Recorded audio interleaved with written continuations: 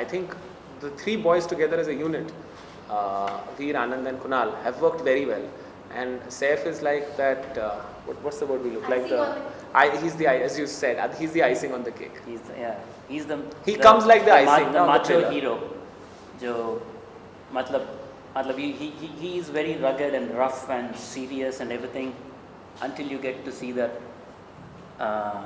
one layer deeper into him जब वो बोलता है कि हाँ दिल्ली से हूँ तो दिल्ली से हूँ मेरे दोस्तों एल फिर आ गया तू अल्लाह जाने ओ मंडे मॉर्निंग क्यों आया है तू खून चूसने तू मेरा खून चूसने अरे खूनी मंडे तू मेरा खून चूसने। म्यूज़िक है सचिन जिगर का जिन्होंने फालतू का म्यूज़िक दिया था और जैसे जब मैंने गाना सुना था स्लोली स्लोली जिसमें यू नो जो भी उसमें भी काफ़ी 60,000 hits we already have within one day so आप भी सुनेंगे तो they've given brilliant music even background music also done by Sachin जिगर।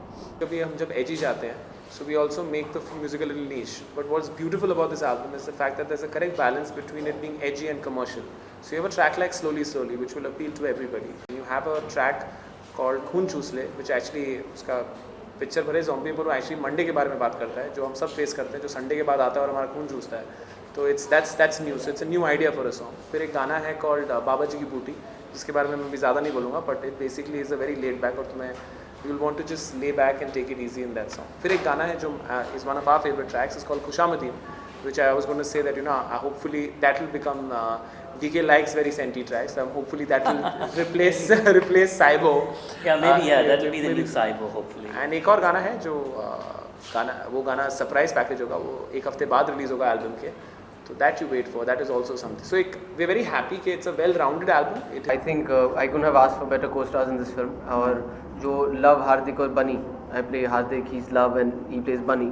इन तीनों की केमिस्ट्री जितनी स्क्रिप्ट में लिखी गई थी आई थिंक इम्प्रोवाइजेशंस करके और एक दूसरे के साथ टाइम स्पेंड करके we had a great time and I think our directors are happy with what they saw.